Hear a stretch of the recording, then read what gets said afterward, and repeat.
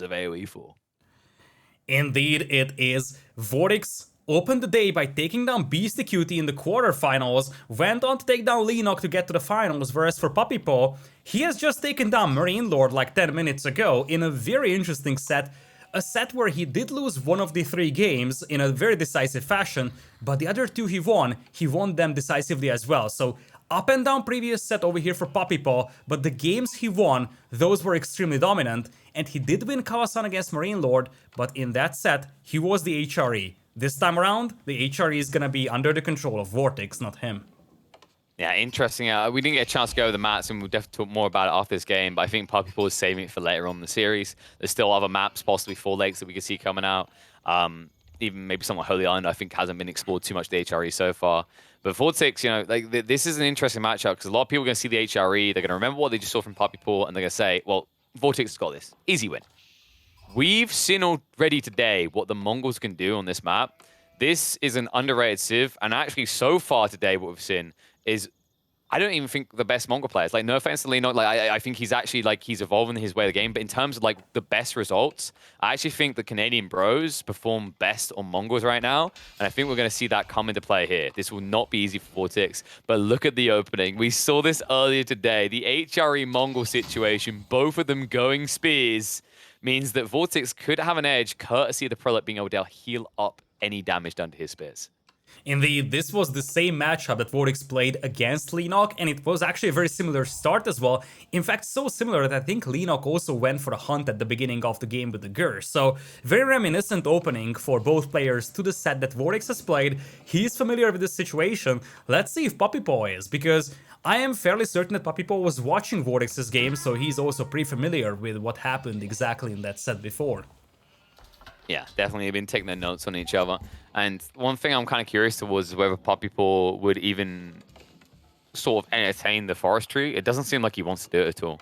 It's really interesting that like the B and Wham are still the 2 primary players that do this. I think it's even more valuable on these water-based maps, but just doesn't seem to have any interest in it. Understandably at the start, especially, like you can't afford to go for it simply because you need all the spearmen possible in the situation. I'm just getting confirmation, by the way. I think the ban Civ was 1Puppypaw was banned from HRE, which is another reason we won't see it here. Just double checking now what Vortix didn't have access to. It looks like Vortix didn't get the Mongols, so kind of a funny way for this to open up. They ban and then they pick the other Civ. It's notable that if you take a look at the home maps, it is Arabia and Altai for Vortix, Lipany and Basim for 1Puppypaw. So 3 out of the 4 home maps are standard built-in maps. So it seems like these Civ picks were heavily focused, or at least the Civ bans were, on Kawasan itself, trying to deny the opponent's best civilization on this map and just letting him have their best on the other remaining built-in maps. Yeah, I think the Mongol like ban is pretty interesting with Arabia being available, and then here in Kawasan, like it seems like there's a lot of respect going there in both ways. Like 1Puppypaw valuing it as a ban against Vortix and then taking it. I think it kind of gives the tip of the hat where they see these players at. Like I think 1Puppypaw is pretty vicious as we saw the HRE, and we already highlighted earlier today how Vortix is kind of like one of the GOATs when it comes to Mongol play. Speaking of Mongol play, we do have the dance of the Spearman for the time being. Prelate has been pulled to heal. The timing on that was just in time as well, because I think he was about to get dunked by the Khan. Yeah, that was a beautiful heal out there. Keeps all the villagers, actually just the one villager out there, and the Spearman alive. And the Spearman will be forced back. Notably, this time around, unlike the set that Vortix has played previously, the 2 players won't be sharing a pond here in Dark Age. The northern pond will be taken by 1Puppypaw, the southern one being taken by Vortix, so this might discourage players from committing to more than, let's say, 6-7 Spearmen. Unlike some of the sets that we have seen before, where the players went all the way up to like 15-20 spears in Dark Age. Yeah, they were kind of getting a little bit crazy with that, huh? I mean, this is actually, I think this is an interesting thing to know about Kawasan. Like, most of the generations we've seen today, both players were spawning on the same side. So this is actually a rarity, considering what we've seen so far. And I'd be interested to know if that's purposely weighted and whether that's like a good way to go. I feel like this is kind of nicer, right? It kind of feels like 4 lakes logic where you can go for that play to win block on your opponent's dock, but it's a variance play. It's not just the de facto play because you're all parked next to the same lake. Classically, Kawasan being an AoE 2 map, you usually have the 2 players spawning opposite to each other, sort of right next to that middle land patch. So the idea would be that you're essentially equidistant to both pawns as the starter. But that's a bit of a change up here in the AoE4 version of the map, and it adds a nice variety because you're gonna have to adapt your strategy when it comes to approaching which pawn you take or which pawn you contest a lot more based on the spawn. So I think it adds a lot of nice variety to this map generation. Why even stop here? We should have 2 players spawn on the same side. How about that? That would really throw him off. Come on, just give 4 spawn points, choose 2, you know? I mean, I don't mind that idea, right? It's like, it kind of fits the theme. Like, you know, some people don't like the RNG element, but let's be real. This is a game that randomly generates maps, right? So, like, RNG was already there. The whole logic, the thing that people love about that is, like, it forces you to react to a game state, because the alternative is that if there's no, like, variance in the gameplay, you could argue that, oh, well, he picked this civ and he picked this civ, and this civ always wins against this civ. So, we're done, right? We just call GG straight away. Yeah, I mean, that's an extra level of skill that you adapt to the map, I feel. And if you had just the same maps being played with the identical generation, you'd kind of miss out on that skill. Ooh, villager pull. Hold up. Yeah, villager pull, because remember, villagers do the same damage as spears at this stage, and he has no choice but to do this because Vortix has been healing with the prelates. Now, with the tech up coming out, the Yam booster on his side, Vortix is going to sacrifice a lot in this fight. He's going to stick to the fight with the spin because he knows that he can push back against this, because let's be real, Puppypaw just pulled several villagers to fight. Puppypaw had to do that because his dock was about to be lit on fire. He just wanted to buffer up and wait for his feudal age upgrade to come in. Now, Vortix can't really fight, at least not without the prelate, because it's hardened spearman versus standard spearman.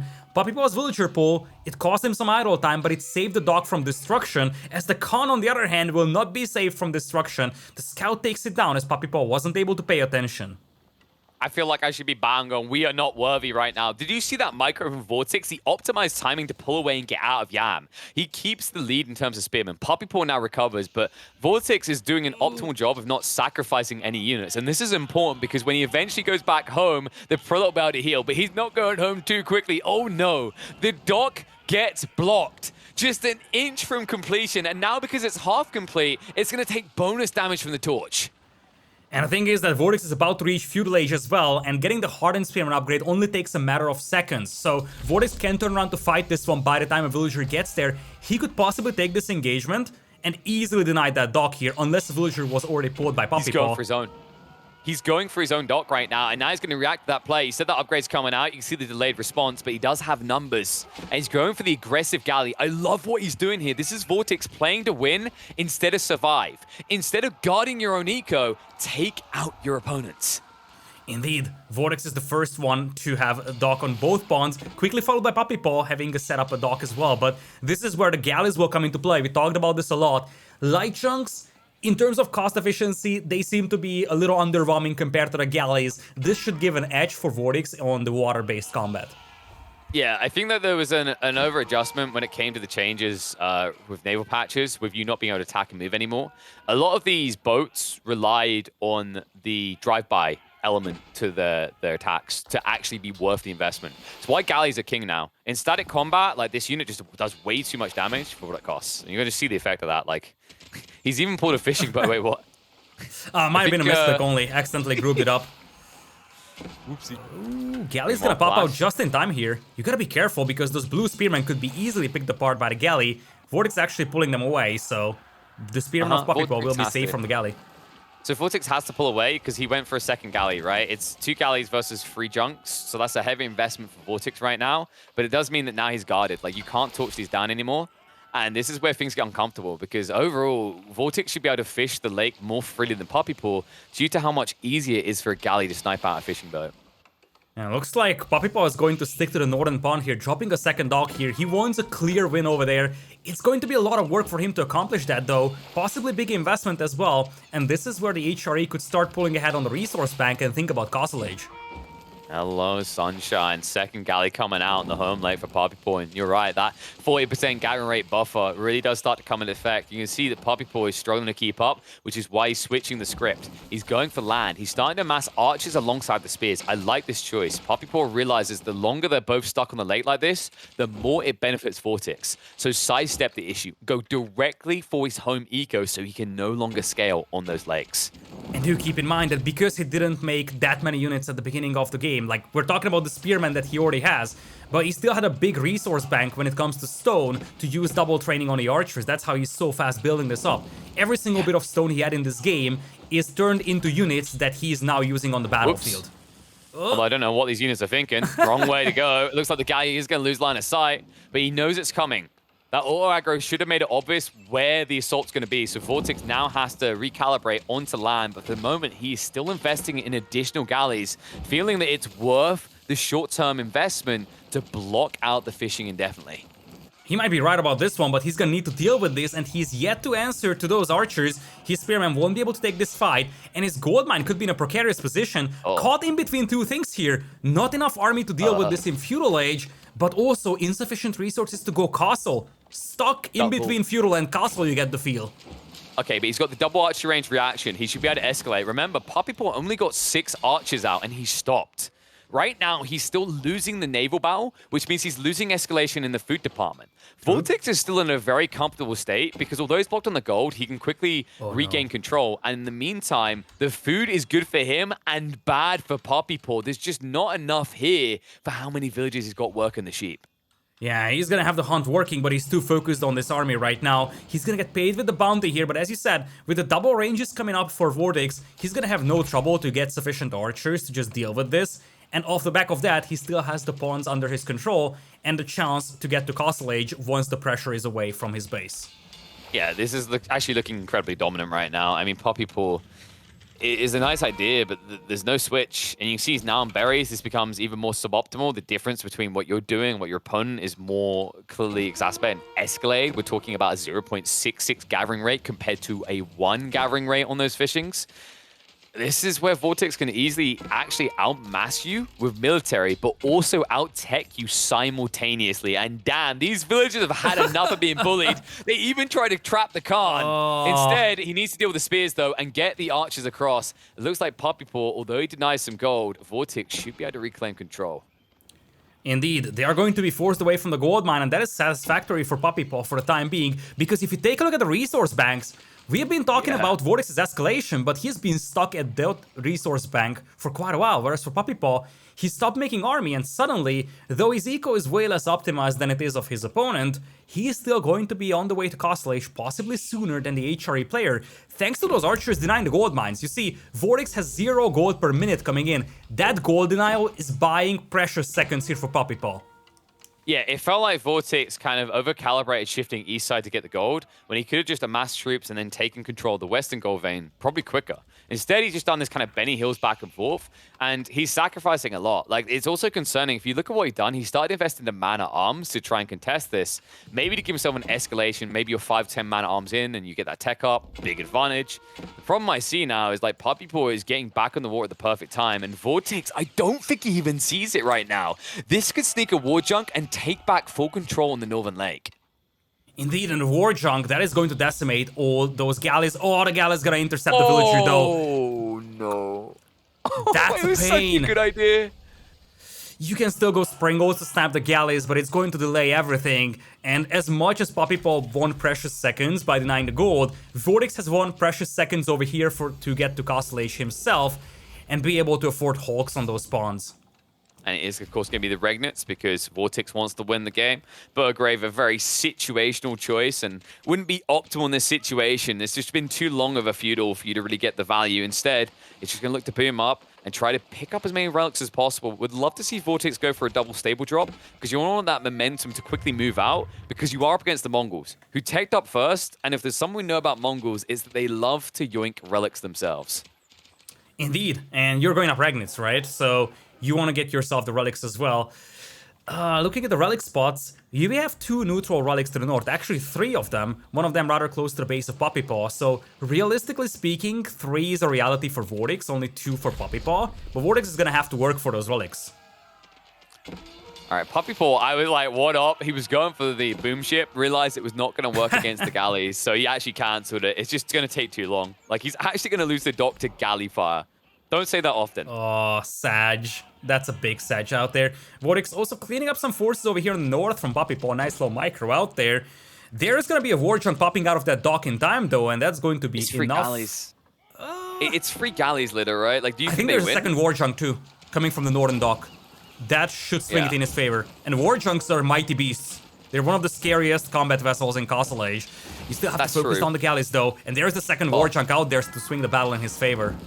And the fishing boats are actually frustrating this right now. I mean, this is what I was worried about. Like, galleys are no joke. Just look at what's happening right now. The flurry of arrows coming out. Looks like he's going to get the double tap, though. The backup is good, and the passive heal from the dock a little bit too strong. Vortix, a little bit too late with his Hulk coming out. It looks like PuppyPaw is going to take this food source away. Ooh, Warjunk also affecting the battle here on the shoreline, taking down some of the archers and the spearmen. Nice little use of that Warjunk out there for PuppyPaw. He's going to wipe out the fish. Is that another Warjunk that's queued up, though? That would be a bit of an overextension towards this spawn, maybe? It's fishing boats. It's fishing boats. It better be. He's chill now. He's not going crazy about this. One more Warjunk is queued up, though.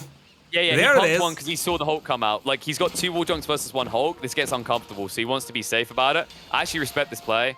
I think it seems a little bit over the top, but you need to take this food source back. Like, you're against the HRE, and without this, you have no upside. Indeed. Looks like for the time being he's gonna secure the pond, he can take down the dock rather swiftly, but that is because Vortix is shifting focus, he's gathering the relics, he's setting up stables, he has a pretty respectable resource bank, only lacking gold, and if he can garrison the relics, he's gonna have enough gold to possibly start spamming at the knights, and that's where really the HRE comes online. But I gotta give credit to PuppyPaw's response. Like, he was immediately on it. He got Lancers out, he's been intercepting. 1 relic is going to be banged, but the rest are not going to be for free. Vortix is going to have to fight. And let's keep in mind, this is a guy who just threw away his army next to that dock, under fire from Warjunks. Sure, you can see traded out, but if you look at the units at the top, you can see that PuppyPaw is a lot more scary right now. And if he starts seeing knights coming out, he could actually maintain a military count lead, at least for the first few minutes of castle before Vortix banks 2 relics. Yeah, that's exactly it. He also sees that Vortix is gonna have issues with the food. He sees that he's moving out towards the hunt over here, he lost one of the ponds, the other pond barely has any fishing ships, and what's more alarming is that right now, PuppyPaw is the aggressor, he's the one that could send in those lancers for raiding, and there are quite a lot of villagers to be killed here on that gold mine and the wood line, so the damage potential right now is much higher for PuppyPaw for the next few minutes. Yeah, this is the dangers of over-leveraging a resource location, right? If you think about what happened in this game... Oh, hold on a second. We're just going to have an absolute villager massacre. They're not towering the villagers. Kind sir. Kind sir. Sir. He's not paying attention, though. Because he might be focused on the Lancers. He's focusing on the Lancers. He's having to cut this out. Oh, my God. Oh, that's painful. That's so painful, and this diversion, this works better for PuppyPaw than maybe he ever imagined it would. And now, like, he's going to abandon it for the moment, but he knows there's going to be a spring replacement coming out, at which stage he's going to get a staging point to get back on that lake. Now, the thing that I want to draw attention to here is that the issue for Vortix is he started to lose control of these critical resources, but he was wholly reliant on them. This farm transition sets him back pretty far. The difference is that PuppyPaw lost naval control at an earlier point, so he insulated himself on land. This difference is why the Lancers came out first for PuppyPaw, but I'm noticing the greed starting to sink in. As he re-escalates his fishing boat count, notice that he's now losing the heavy cavalry department, and that's a problem because it means that Vortix could very quickly hoover up 4 of the relics on this map. Indeed, there is already 1 garrison, 2 of those relics are also coming back for Vortix. Looks like PuppyPaw is going to yoink 1 and he's going to have the last one relatively safe close to his base. But as you said, the problem is that there is no cavalry left for PuppyPaw basically, and now Vortix is the one who's leading with that, starting to pick off some villagers here on these small pocket ecos. Well. He's gonna find the relic. Look, he knows where he is at. Oh yeah, he's going in for a kill. Knights. He doesn't care. He's gonna march across, and PuppyPaw, well, no wall will save you. 1 knight maybe, but 2, no way. Yeah, and this relic is still at a position where Vortix could possibly yoink it for himself. Bit of a counter raid coming in here for PuppyPaw, but we talked about his damage potential. That's not much right now. He doesn't really have a big standing army. Whereas for Vortix, he's increasing his knight numbers rather rapidly. Yeah, PuppyPaw's going to need divine intervention this raid. This is getting a bit grim. Like, I think he overburdened himself into Warjunks. Like, if you look, he's got 4 Warjunks. Maybe he could stop to 2, possibly 3 max. Even if you build 1 less, that's an extra 2 Lancers at least. And that's before even considering using the Uvu for double production. 4 Warjunks for a pond that he won by 2. He has 4 junks on that pond. He won that pond with 2. That's a big overinvestment out there. It's not gonna pay off. Well, the third one was coming out due to the Hulk, which I kind of understood, but the extra one on top makes absolutely no sense here. I think PuppyPaw just overinvested. And maybe he kind of baited himself in because if there's one thing Mongols get a lot of, it's gold, but you're still needing a lot of wood to set that up. You could have been easily investing that into more fishing boats, or you could have had more pastures going down on land for food. There's so many other things you could have been doing. And it's why Vortix now is willing to take every fight everywhere, because he has the numerical advantage clearly and decisively. Clearly and decisively indeed. Also taking these fights means that PuppyPaw is on the defense. Lower chance for him to be hunting for those prelates who are bringing back now the 4th relic as well. And essentially just trying to keep PuppyPaw pinned inside his base, knowing he has the military advantage. And remember, PuppyPaw doesn't have spectacular fishing, and in general it doesn't have spectacular resource access, so pinning him inside his base is going to suffocate him. He's got spectacular nothing right now. Food and wood just can't keep up. Even gold is quickly depleting as he tries to race forward. He went for a 5th war junk. This one at least went on the other lake. But consider that Vortix didn't really invest much there. Like 3 fishing boats, whoop-de-doo, you don't care. What you care about is a marching like this. Knights find their way into the eco lines, and PuppyPaw with the reactionary outpost might be in a bit of a pickle. Gonna strike down a few, second wave coming in. Oh my, this is hemorrhaging fast. The outpost will scare him away, but overall, an eco lead that is clearly escalating for the HRE. Yeah, he's trading some knights for villagers, which normally doesn't work well against the Mongols, because the Mongols usually play 2 TCs. But this time around, it's a 1 TC build from PuppyPaw. Every single villager he loses is a big pain, and you can justify Vortix sacrificing a few knights for the sake of killing a few villagers. Consider this as well. Look at the eco count. Wow, okay, they're close. I mean, HRE, they get a 40% gathering rate, so maybe they got a reasonable lead. Whoa, hold up, fellow viewer. Chill. You gotta do the real numbers here, because Vortix has an extra 20 villages due to 4 relics now being banked with Regnitz Cathedral. And an extra 40% gather rate on many of those villas as well, we shouldn't forget.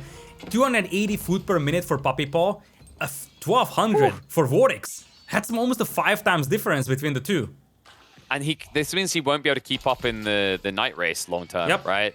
Like, actually, I'm curious to know what PuppyPaw is saving all this stone for. I think he just can't get out to the Uvu. So it's just wasted stone generation. He needs it right now. An extra 2-3 knights at this stage could actually pivot in favor of him if you look at the count. But right now, the count's working against him. He has started to mix in spears. This is going to set Vortix back for the moment. But something I'm looking towards now for Vortix is with so much gold in the bank, he could start to amass prelates and go for the aggressive healing in these fights. Yeah, he also has a pretty decent food bank and a ton of wood in the bank, so he could easily justify starting to add some spearmen out here, maybe even extra production buildings, because he's got the resources to burn. He just needs to burn those resources to overpower his opponent. Yo, if Vortix keeps forgetting about these war junks, they might actually pay for themselves. He's like, great trade, annoying, just right? need to walk past there 6 more times. Villagers! What? He wants the berries. Oh, there's going to be a maneuver arrow. Good usage there. PuppyPaw blocking what would have been a heavy hit. But no, he gets peeled off. The all aggro. Oh my god. Vortix absolutely schooling PuppyPaw there. Limits the casualties, but big mistakes made. And actually with so many knights, he will still take the clash. He's going to take the clash against the spears. And the vills. Everything gets killed here by those knights. What an absolute shellacking. What a move there out of Vortix. Sure, he sacrificed a few knights, but overall worth it because he realizes that without these berries, PuppyPaw is flatlining. And look at that, even gets a good charge in on those knights. So many isolated units here for Puppy, and the damage is just massive here for Vortix. Managed to drag away with the knights with just 1 knight galloping to the right, and from that point on, he was able to overpower in the middle, and here comes the next wave, and as you said, prelates can finally join the engagement, swinging it once again in the favor of Vortix. It's gonna get ugly fast. PuppyPaw has to back away. He doesn't even have a maneuverability on his side. He couldn't get the outposts up. In fact, he has to guard here, because if he doesn't, he knows what comes next. It's going to be a bleed through towards his eco lines, but he cannot hold. So many lancers outnumbered in comparison to the knights, and so many dying because of it. Even the spearmen do not scare Vortix, now doubling up the heavy cavalry count. He's going to look to escalate. Remember, those heals, they're going to also start to pump up, because you can see he's queuing even more prelates behind this. PuppyPaw has no clear response right now, and you can see this is just turning into a Congo line of death. The army numbers are so deceiving. You see 30 by the name of Puppypaw, but most of that are just war junks. Land-based army massively in the favor of Vortix, thanks to the fact that he is the one really possessing the premium units on the battlefield. Double the knights, and as you said, he's gonna have the upside to heal those injured knights as well, with the prelates that are now coming up to 5 prelates he is. The plan is clear, it's gonna be full knights and full prelates. He wants to finish this game in the next few minutes, and he's gonna have the chance to do so. Yeah, and such a small amount of spears coming out. It's like, oh, nice bonus damage, bro. Have you seen my healing? It's just going to outdo you. And I mean, this is the only thing he can do. This is a nice strike in, but I'm concerned this won't do enough. Vortix is actually starting to reach a point where his knight count could just go in and end the game. He doesn't actually have to care about chipped eco damage done here. And he can offset all that eco damage by just doing damage himself. Look at that. 4 towers protecting the gold miners, 20 villagers idle non-stop. Though Vortix has not noticed his villagers being slain here, and it's getting increasingly concerning. Uh-oh. This could be an easy throw if he doesn't realize. Finally notices that. Literally, he doesn't care. It's time for the Love Hotel. Palace of Schwabi has been saved up for, so sure, he loses a bunch of villagers, but he can afford to, courtesy of this tech up. Yeah, tech up now coming up here, though he has been losing quite a lot of knights, and many villagers have also fallen victim of these. You still have to say that the Palace of Schwabia should be able to offset more, but look at this. It happened again. And this time they killed 5. So actually these war junks have started to pay for themselves. Look at Vortix's knight count. He overreacted. He pulled everyone back, lost several of them in the retreat to the spearmen and the war junks, and sure he gets his tech up. But now Puppypaw is the one with the lead militarily, and it is escalating. Yeah, it's escalating, and you see second TC is gonna come up, so the escalation provided by that Pass of Schwabia is also gonna be a little slower. And the thing I like here for the position of Puppypaw is that he's gonna have the Lancers. He's gonna spend every single bit of resources he gets on making army and raiding his opponent. There is the Pass of Schwabia to make the villagers for you, but if you can't keep them alive, it won't matter. My giddy aunt. This is problematic. I mean, Vortix, he has got big bank with the tech up. However, an opportunity presents itself. It's just a case of whether Puppypaw can move quick enough. Going for the second TC is going to slow down his escalation. And it does feel like, despite the whoopsie-daisy that occurred here, Vortix is still in comfortable control of this game. Yeah, he needs to be. He's also heavy on the stone, realizing that he might need a defensive castle over here, but his entire farming eco, now idled by the Lancers. Puppypaw realizes that he needs to do something right now. He can't let the HRE stay in Castle Age, in Imperial Age rather. At this position, he can't afford to let his opponent get the Texan Imperial, and he can't afford that Pass of Schwabia to work. And right now, Vortix, he can't really make it work because he doesn't have food eco. No, the problem is he's waiting for the upgrade. The Elite Knights are coming through soon, and then he's going to take the Clash. Pinch comes out in the meantime. He's escalating Knight numbers, and alongside it, they're about to get a big juice up to the damage, at which stage, even the Spearmen will not be a match for these chunky HRE Knights. Especially because those HRE Knights will be inspired by the Prelates as well. Not only are they being healed, not only are they upgraded to Elite status, the Prelates are inspiring them to be even better than ordinary Elite Knights. Spearmen, even with good brace. Oh! 15% extra damage. There's not enough bracing going on here. The Clash comes out. The Prelates are slowly marching forward. Even the arrow is not going to be enough to offset this loss. Puppypaw likely to lose the army. Knight count at least in single digits from Vortix. He is going to peel back for the moment. But the problem right now is there's a second wave coming behind this. And the issue is Puppypaw, although he has a healthy count of spears, they have to run a marathon across the map to get here. Yeah, that's a problem that slows him down. On the other hand, Vortix's food eco was idle for so long, and reinforcing those knights is just a difficulty for him. Look at the army numbers, 14 as opposed to 52, 10 knights and 21 spearmen, and there is just no deviation from the knight play right now from Vortix. Sure thing, those are inspired elite knights, but when you're outnumbered so much by the spears, especially if you can get a successful brace in, it might still be able to offset that technology disadvantage. This is still difficult for Puppypaw, but it's not as bad as it looks possibly. But once Landsknecht come in, things will change rather rapidly. Vortix needs the tech switch, and he has the game, I feel. That's the thing. That's the big difficulty curve that's about to come in. Because consider this: you just highlight that we're going to get the Inspired Warriors buff come out. That's an extra 15%. On upgraded Landsknecht, that puts them up to about 20 damage per swing against Castle Age spears. Puppypaw is baiting himself into a trap here. If he does not identify, based on this vision, what is coming and makes a transition to deal with Landsknecht, this game could be over in the next 3 minutes. Indeed, and Puppypaw, he has to make a decision here. He commits to the fight or he wants to go into Imperial. Looks like he wants to go Imp, but then again, this is going to allow Vortix to build up his Landsknecht numbers, also sending a couple of knights to the flank for raiding. And you really get the feel that Puppypaw wasn't able to deny Vortix from escalating the game with the pass of Schwabi and now the Imperial H-Tex. Looks like Puppy wants to essentially sacrifice this army to buy himself time for Imp and drag out the game.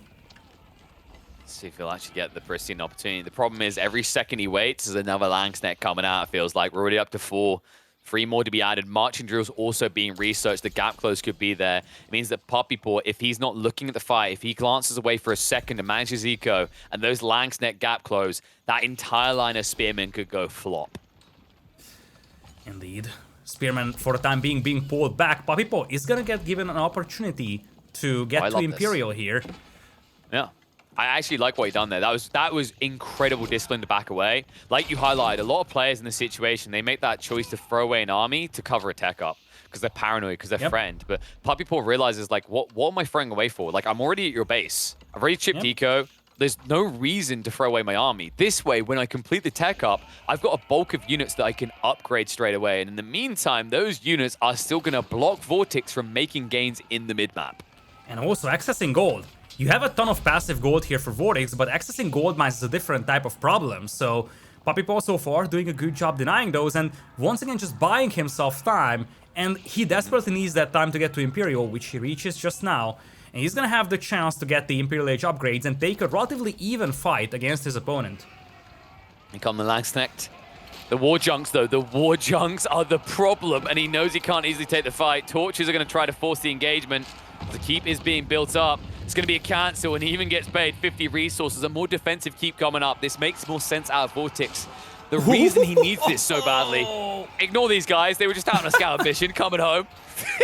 If you ever felt like you had a bad day, just think what this knight was going through. A lot of spears. That's what he's going through, literally, in this situation. Landsknecht coming in against that lot of spears, though. You can see the problem here. This is exactly why Vortix needs the gold. Knight and his Landsknecht is a heavy burden on the gold eco, even when you have 4 relics banked, and he needs it. And he's going to fight tooth and nail for it. With the Landsknecht in the mix, the spearmen cannot fight. Knights will overwhelm, and Puppypaw is going to have to forfeit the territory. Not enough troops to push through. The Vortix will get the much-needed gold. He tried to take the best fight possible, but he simply wasn't able to deal with the Landsknecht. Only a handful of them was mixed in only. Like, we talked about 10 Landsknecht at best, but still sufficient enough to deal with a large mass of spearmen. Puppy's army getting wiped out in a blink of an eye, though he's going to refocus his attention towards the middle, and he still has some standing army, but that fight was subpar at best. Yeah, the problem is just like the Landsknecht. We said it was going to be counter the spears, and Puppypaw, while he was trying to prep the counter, it wasn't there in the fight. Like, crossbows aren't actually a bad choice up against Landsknecht as long as you have a kind of cheap formulation. I think actually the best way of dealing with Landsknecht with Sin is where you kind of just micro small increments of like melee into it, and then take them down with range units. Things like hand cannons, crossbows. It's very micro-intensive, but it's probably the easiest solution unless you want to go for like mangonels. Mangonels are dangerous though when there's so many knights in the field like this. Yeah, indeed, and so far we've seen that if you go mangonels, if your opponent has sufficient enough micro, he's going to snipe it down, and the moment your mangonels are gone, may it be any moment in the game really, you're going to take a very bad fight. That is usually how these games go down. And looks like we're gonna have some expansion coming up towards the left side. A lot of towers for Puppypaw. Will likely deny the castle coming up here for Vortix, because keep in mind, Vortix is going to start starving for gold, as crazy as it sounds like with 4 relics there for HRE. He's capped at the passive gold. Lida, they both need gold. Think about the comps we're talking about. Crossbows, hand cannoneers, now the siege that Puppypaw's going to need to end this game. On the other side, just Landsknecht, prelates and knights non-stop. Like, Vortix needs every bit he can get just as much as Puppypaw. Yeah, and you can it's see a little deceiving. This timing. This could be ugly. Puppypaw. Uh-oh. Yeah, he knows he made a mistake, and the pinch is coming in. Spears wrap around the backside. They have Yam. Mistakes have been made. Oh man, Lancers are now coming in. Villagers have to flee back, and Puppypaw starts to understand that Vortix is running low on gold. And you might say, oh yes, 1,000 passive gold per minute is a lot. But think about it this way, as you said, you're making Lancers, you're making Landsknecht, very expensive, very gold heavy units out there. And when you're up against Spearman and hand cannon like that, oh boy, And this is a terrible fight. Yeah, this is a bad fight for Vortix to take. The Langstick are late in, and now they're going to be targeted down. Knights, not that many left. The Peelback's going to come for the melee mosh pit. And a bad fight for Vortix. He's trying to cover the build-up of the keep, but it's going to be too slow. A turnabout, a turn around, and a turn down for Vortix. Keep might go up, but price is going to be damn high. Hand cannoneers are going to dictate this fight. Exactly, as you said, keep is gonna go up, or is it even going up? It's not the attack speed error.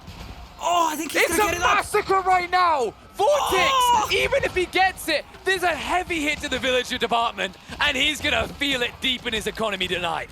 Oh my goodness, such a price paid for a keep that might not even stay up for long, and everything that he had army-wise was thrown away. 20 villagers lost their life for it. You can recuperate the cost of those units. The problem is the timing. PuppyPaw has momentum right now. He's the one with 71 army against 19. The time was lost over there for Vortix. He's gonna need time to rebuild that army, and he might not be given that opportunity by PuppyPaw here. PuppyPaw could turn on cruise control and just march into his base. It's not just the time. I mean, I guess you could say with time Vortix gets it back, but think passive gold logic. Limited gold, and he just expended so many knights, so many Langstick, so many villages. It feels impossible for him to replace his army now. He needs to cheapskate it. He needs to cut corners. You can see the switch in the spears coming out. He doesn't have a choice. But here's the problem, Lida. You're about to push spears against hand cannoneers. That's a one-sided endeavor, and it never ends well for the spear pusher. Not at all, and most of the production buildings are also quite exposed over here, so you could easily start taking down those production buildings, slowing down the build-up of Vortix once again. Vortix, hoping to turn things around, is going to send some Lancers around for raids, slow down PuppyPaw. PuppyPaw, he's not going to overreact though. He keeps his army around and he's gonna keep pushing. I don't know how Vortix is gonna stop this. He's trying to go for a Landsnake to the Spearman, some Knights as well, but as long as you have an meat shield in front of those Spearmen, it's gonna be more than satisfactory. Vortix wasn't microing. No. He was too busy defending, so they were just clicked on the ground. The auto attack comes out, your flank attack fails, and now it's all thumbs up for PuppyPaw to plow deeper. Oh my goodness. Every single one of those Knights getting slain. Such a critical detail once again. Those Knights would have been so much needed in this engagement. They are going to be nowhere to be found. And only Spearmen and Infantry, Landsknecht charging into the hand cannoneers, they can't take this fight, and PuppyPaw knows that. They can't take any fight anymore. This is the problem. The crawling continues, and look at the number of hand cannoneers you're up against. 28. Good luck gap close, and Vortix's only hope to stabilize his keep drops. The problem is the bombards coming out. PuppyPaw has a quick way of blitzing through, and you can see that emergency keep going up. This is panic. It could be taken down immediately. Oh, he loses it. Wraparound Horseman coming in. Horseman could be big. Vortix coming in the pinch on the backside. They're going to cancel the keep and continue gathering. In the meantime, the pinch around the back could be good enough. Langstick able to gap close, and that hand cannoneer count now in trouble, but maybe not enough. 10 Langstick against the world. The hand cannoneers will eviscerate the cavalry. Vortix, possibly with his last attempt to stay alive here. I don't think he can replace that loss. Oh, he had to sacrifice everything to stop those bombards. He got the keep up, but how long is that gonna stay up? Mangonel now unleashing hell on the villagers, and once again, the eco is bleeding, the army is bleeding, and as you said, the hand cannoneers still standing strong. The value is just so massive in PuppyPaw's army. The trades he's taking are phenomenal, and really, those trades are facilitating this push deeper and deeper into the base of Vortix. I mean, that, like, you can see the count. He's got like 30 hand cannoneers. I don't think he had 30 there. I think that was 20. That shows you the power of this unit at this stage in the game. The Horseman wrap looks so good, but a critical error here, Lidakor. That Horseman wrap was made without elite status on those horses. They weren't even as powerful as they could be. They were missing so much damage and health. No wonder they got wiped out. And now PuppyPaw is turning the screws because Vortix does not have the wood to rebuild this army again. Indeed, it's not even the gold that's lacking right now. It is going to be the wood. As the forests are running out inside the base of Vortix, and PuppyPaw is going to dive deeper. He wants to hit the farming eco now. There is blood in the water, he realizes that. And he's gonna try to just essentially cut off the head of the dragon, hit the food eco, strike where it hurts the most. And he's going to idle so many villagers here. Look at that farming eco, KP. It's gone. He's split, though. He's split from his siege. This is a little bit too deep. I think PuppyPaw realizes that he's getting ahead of himself here. He's turning the screws, but there's a chance that the screw's just going to come off and go underneath a chair and you'll never find it again. So he needs to back up, needs to take his time. He's got a good position, strong hand cannoneer line. Use the siege and move with them. Rush to end this, and you might give Vortix a turnaround opportunity. Indeed. You're so close. Oh, look at the bombard towers. Oh, castle being denied once again. Pain for Vortix over there. But yeah, I agree with you. You don't want to go overly greedy. It seems like you're so close to victory, but you go a little too greedy and you could throw away the game. PuppyPaw has to be patient. He's in command, but he needs to be careful not to lose this army because Vortix once again is coming in the wraparound. Through. Horsemen, this time the wraparound, double the strength and also the power because the upgrade. They're going to get in deep straight away. Attack speed arrow comes out. PuppyPaw standing his ground. No, but on the cavalry situation, can he actually hold though? The horseman count is being ran through, but the Lang's Neck could be the premium unit to push back. PuppyPaw to start step away. The body blocks coming out to prevent him from retreating, and the Lang's Neck are baited onto the spears. But now that they've cleaned up the front line, they can chase the back line, but it's too late again. Once again, Vortix's aggro off to an individual unit costs him the ability to take out the most vital of PuppyPaw's formation. Both sides were losing their front line. All the horsemen got slain. All the infantry as well from Vortix. But the key thing is that PuppyPaw was able to keep the hand cannoneers because the hand cannoneers were shielded by his front line. He sacrificed so many units to keep the hand cannoneers alive. But as long as those boys are there, it is going to be a struggling for Vortix to really take good engagements. The hand cannoneers, the damage output just so massive. Yam network also helping with maneuvering so much for those hand cannoneers. And the efficiency is stellar for PuppyPaw, really. And then there's other issues to consider here. I feel like Vortix's micro has been a little bit off in these last two fights. That time around, he sacrificed the horseman to body block the hand cannoneers, but then his Lang's Neck chased after the last 3 spearmen. That time was the time to go for the hand cannon line. The damage he could have done, even more so if he'd actually selected Lang's Neck that moved quicker than spears. But failing to do so now gives PuppyPaw the opportunity to shut him down before he can escalate a second wave of horsemen to surge out again. In the premature fight over here for Vortix, he needs overwhelming numbers, but he doesn't have it. You see, infantry is just trickling in one by one, getting picked apart by hand cannoneers. Look at his slaughter, and I love the split up as well from PuppyPaw. He makes sure that those Landstech are just as inefficient as possible. Beautiful splits up, and it's a massacre by the hand cannoneers. It's done. Put a stake in it. It's done. Vortix can't keep up anymore, and he knows it. GG gets called. Lang's Neck too high of a price of entry. PuppyPaw with a premium hand cannoneer will shut him out to take the first game in the grand finals. I am really interested in the kill-death ratio by the end of this game here, because you really get the feel that in the second half of this game, PuppyPaw has been taking stellar after stellar trade. He has been slaughtering wave after wave of HRE unit spam, and just look at those drops in the unit count of Vortix as well. He had the good engagement set up, he had the wraparounds, but the micro was great from PuppyPaw. He split up his hand cannoneers so the Landsneck they can't maximize their damage, and he had just enough front line to shield that hand cannoneer group enough for the infantry to buy him time for hand cannoneers to slaughter that. In the end, PuppyPaw finishes the game with 451 killed, 390 lost. Vortix with a quite negative KD as well. We could see that on the battlefield. The efficiency for PuppyPaw was stellar in the last 15